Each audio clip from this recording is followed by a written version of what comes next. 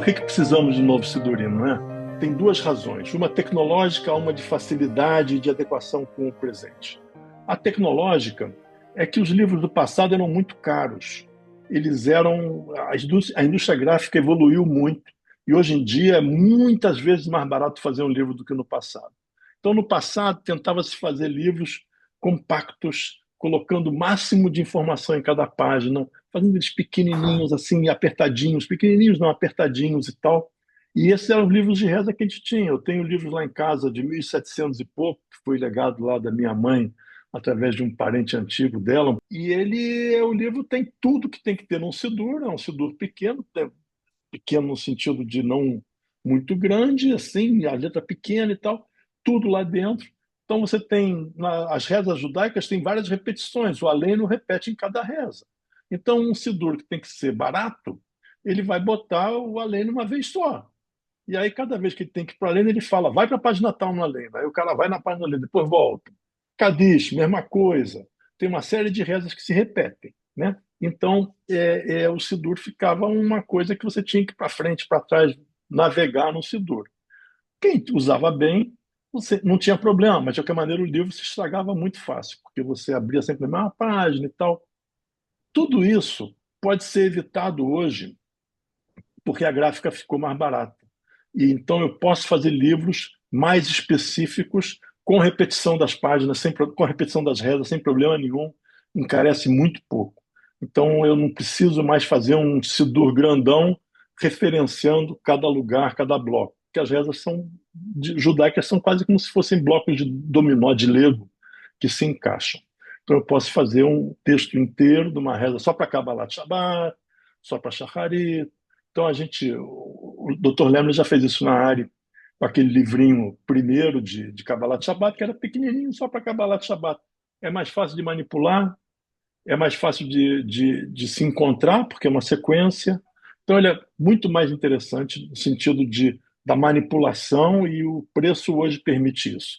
Então, por que a gente precisa de novos Sidurim? Porque todos os Sidurim hoje em dia teriam que ser Sidurim, na minha visão, específicos. Um para Kabbalat Shabbat, um para Shacharit, um para Arvit e Ma'ariv, que são muito parecidos, às vezes pode ser o mesmo, um com as coisas dos Hagim, um para, sei lá, Neilá, podemos esquartejar, entre aspas, o Marzor em vários livros diferentes, para a gente não ter aquele blocão, ficar com ele na mão que é difícil de manipular e tal. A gente poderia fazer isso assim. Eu acho que essa vai ser a tendência, a gente vai ter isso no futuro, e já está tendo isso. Então, uma das razões de fazer livros específicos para cada ocasião é essa. É muito mais fácil, muito mais manipulável. A outra, e não só mais fácil, mais manipulável, mas mais arejado, porque o papel também é mais barato, e eu posso então fazer com espaço maior entre as rezas, entre as linhas, eu posso botar poesia como poesia. As nossas rezas têm um monte de salmos, muitos salmos, que são poesias, são poemas. E não só salmos, tem piutim, tem várias canções que são poemas, o Lechadodi, não sei o quê.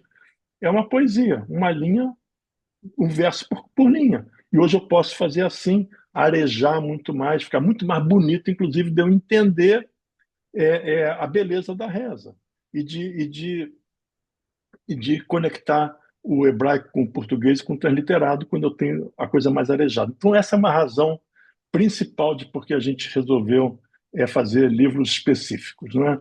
O Sidur de Kabbalat Shabbat já foi assim, nessa linha, e os Sidurim novos que a gente vai fazer, agora fizemos de Ma'ariv, e que vai servir tanto para Minha como para Ma'ariv, porque as duas rezas diferem muito pouca coisa. Então, vai servir para essas duas ocasiões. Depois a gente fala um pouquinho mais sobre isso, mas vamos fazer na mesma estrutura que a gente fez o Kabbalat Shabbat. Essa é uma das razões. A segunda razão é porque as traduções, e a gente tem que traduzir, porque o nosso público não fala hebraico, as traduções, elas têm que ser revitalizadas. A linguagem, ela se transforma. A maneira como nós falamos hoje, mesmo da norma educada, bem feita, sem gíria, né? Ela é diferente da norma do que se falava 100 anos atrás. Você hoje, se você pegar para ler um grande clássico português, os Lusíadas, vai entender muito pouco, porque o português daquela época não é o português de hoje. E então o português muda, os idiomas evoluem. Então as traduções têm que evoluir. É claro que o texto sagrado, a reza não evolui, ela está lá. Para eu ter uma linguagem mais próxima da pessoa que está lendo, para ela ler um texto e se conectar com as palavras que ela conhece, e não entrar em palavras antigas, que já caíram em desuso, que já foram substituídas, que não significam, às vezes, mais do que significavam, certo? Tem palavras que mudam o significado, né? Uma palavra tem um significado diferente hoje, na tua cabeça o significado é um pouco diferente. Então as traduções têm que ser revitalizadas. Eu acho que esses livros clássicos, como o Sidur, como a Torá, têm que ser retraduzidos a cada 50 anos, 100 anos. 100 anos, sem dúvida nenhuma. Então, por que Sidurim novos? Porque a linguagem tem que ser nova, o português tem que ser bonito. Isso não significa desrespeitoso, isso significa mais próximo da nossa compreensão, tanto dos mais jovens como dos mais idosos, e porque o Sidur hoje pode ser uma obra de arte mais elaborada. O Sidur da área de Kabbalat Shabbat, que eu tenho ele aqui, eu não tenho aqui esse novo Sidur que ainda está sendo feito. Mas ele é bonito, né? Do ponto de vista da decoração dele, tem decorações aqui. Cadê as decorações? Tem flores, aqui tem as florezinhas aqui, não sei o quê. É bonito, é uma obra de arte. O Luiz fez um trabalho maravilhoso aqui. Então, pode ser assim. No passado não podia, e só os livros muito especiais, tipo Megilat Esther e tal, eram feitos com uma elaboração muito, muito, muito, muito bonita. O Sidorim eram texto, texto, texto, texto. Não sei por quê. Eles também merecem beleza. A gente merece beleza em todas as nossas oportunidades. Então, por que livros novos? Por causa disso. Ah, A gente teve uma ideia já no livro de Kabbalat Shabbat, que eu acho que é fundamental, que é evitar virar a página para frente e para trás. Então, o livro nosso, qualquer Sidur nosso, esse Sidurim nosso, vou achar aqui uma página bonitinha aqui, ó. Ele tem aqui o hebraico, ok?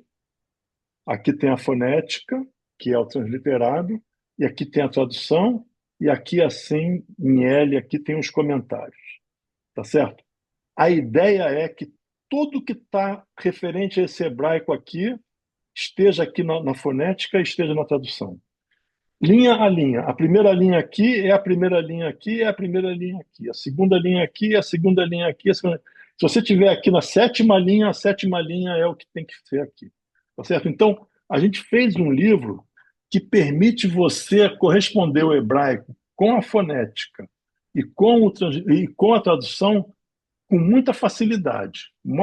A forma mais fácil possível, sem atravancar o texto uma da outra, sem invadir um texto um do outro. Os textos são separados, né? Mas na mesma ordem, com o mesmo espaçamento, com mais ou menos a mesma edição, a mesma formatação e tal. Então, essa é uma coisa.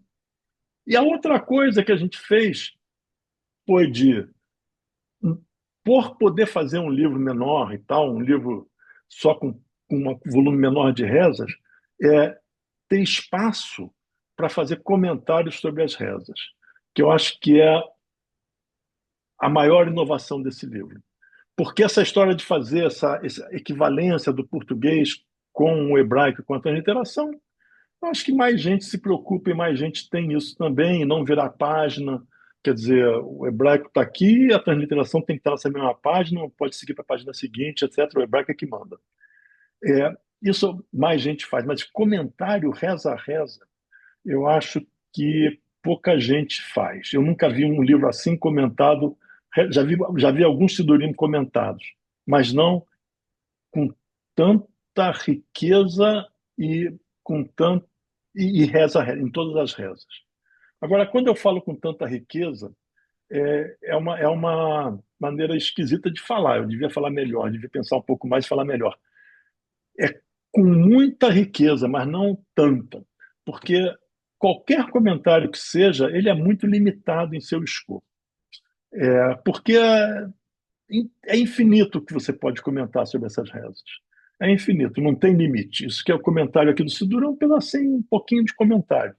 Mas o que ele faz, o que eu acho interessante, é que ele abre a possibilidade de você, então, ler esse comentário, entender mais ou menos qual é o objetivo dessa reza e pensar, lendo a tradução ou o hebraico, se você comentaria diferente. Te dá a oportunidade, e você sabendo que esse comentário foi feito por uma pessoa normal, certo? Você pensar, pô, eu acho que o Raul não comentou isso muito bem, acho que a Ari, porque não é só o Raul, porque todo mundo reviu e tal. Eu só fiz o primeiro esboço. Eu acho que a Ari não comentou isso bem, eu acho que faltou isso, eu penso mais aquilo. Ah, isso me deu ideia de mais aquilo. Essa é a ideia que a gente tem nesse Sidur.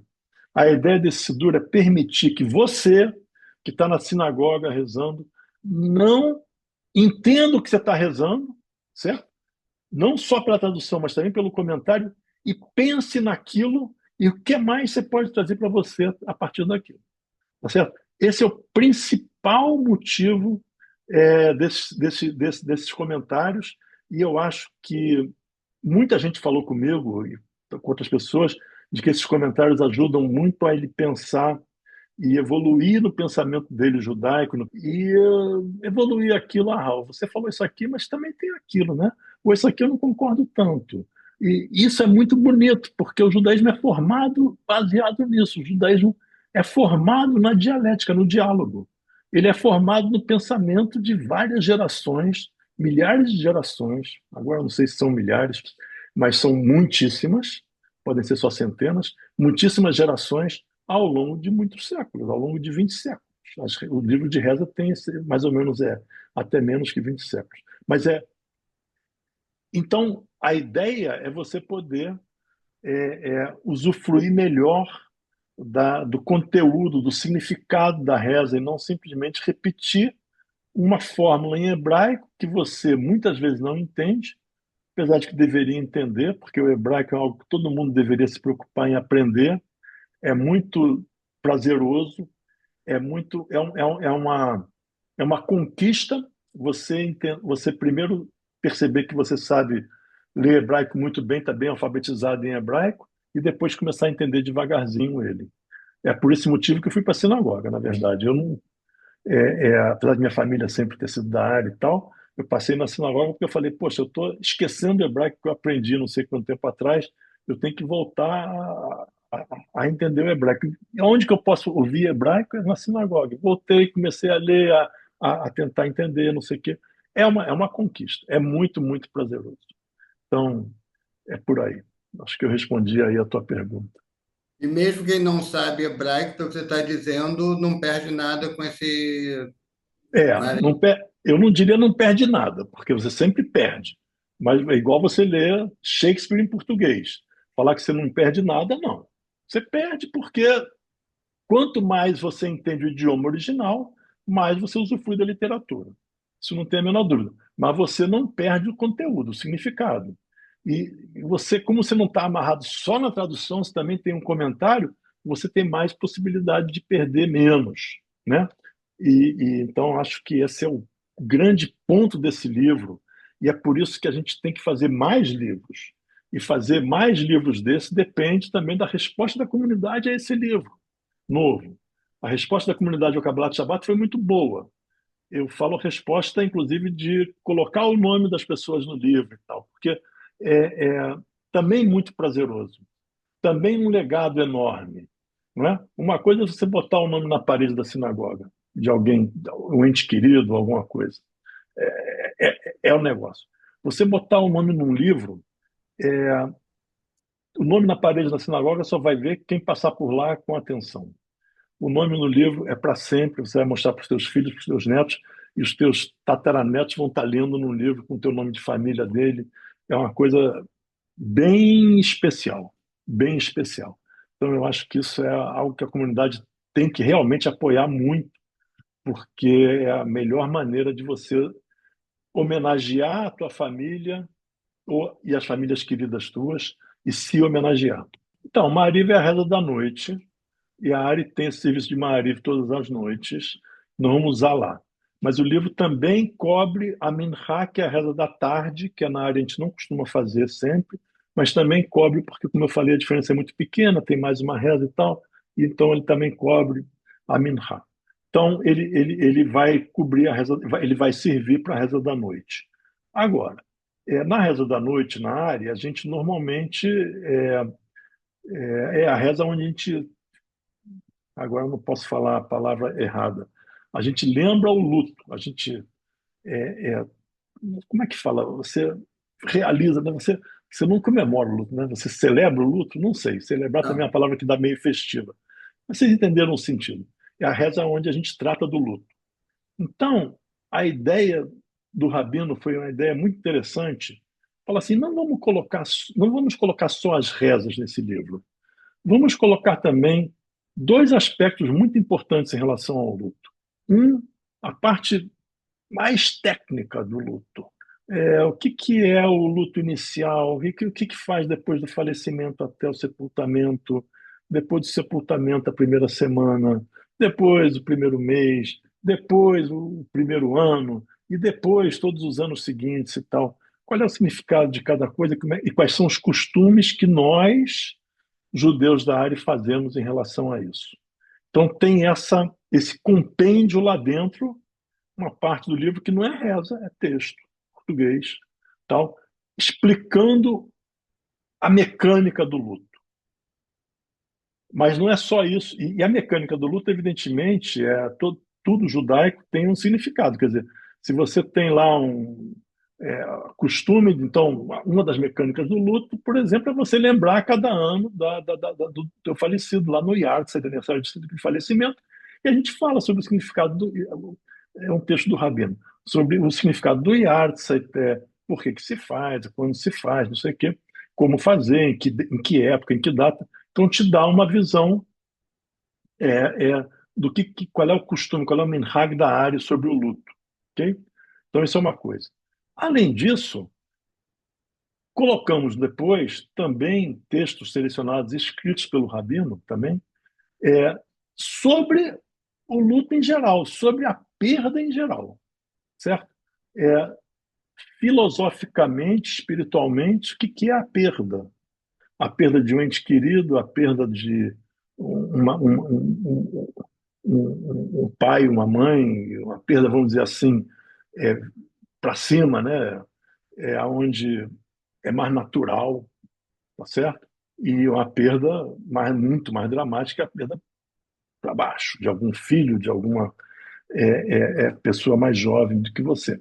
Então, tem textos que tratam disso, visões e palavras sobre isso, de conforto, de aceitação ou de reflexão sobre isso, muito, muito interessante. Tá certo? Então, ele também tem essa parte, são textos selecionados de muitas pessoas, de muitos autores. O Rabino Sérgio escreveu um texto sobre isso, agora não lembro se foram um ou foram dois. Tem texto do Rabino Lemner e tem texto de rabinos e não rabinos e de comentaristas antigos da Mishnah e do Talmud e dos comentaristas medievais do judaísmo. É, é, tem uma parte grande do livro que também tem esses textos. Então, ele é um livro que tem esse viés, serve para a reza da noite, mas ele atende essas famílias, essas pessoas que estão vivenciando o luto dessa forma, tanto na parte da mecânica, como na parte do minhag, né, da parte do minhag, a parte dos costumes, quanto na parte espiritual. Então ele ficou um livro que eu acho muito interessante, porque também você não vai achar isso em livro de reza. Porque livro de reza é livro de reza.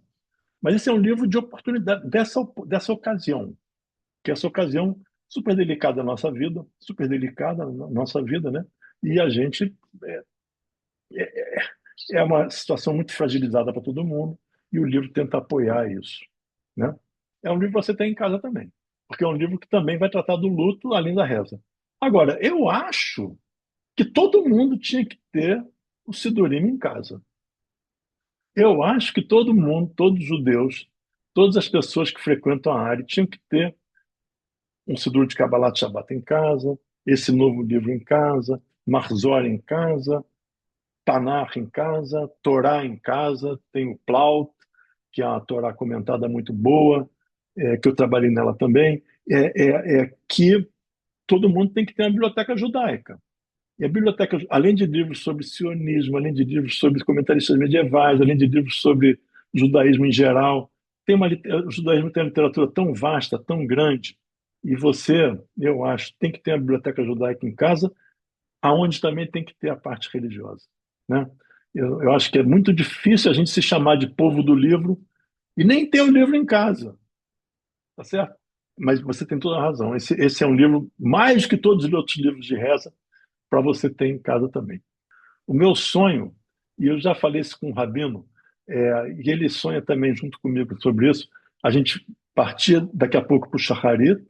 Já comecei a fazer um plano, que é a reza da manhã, né?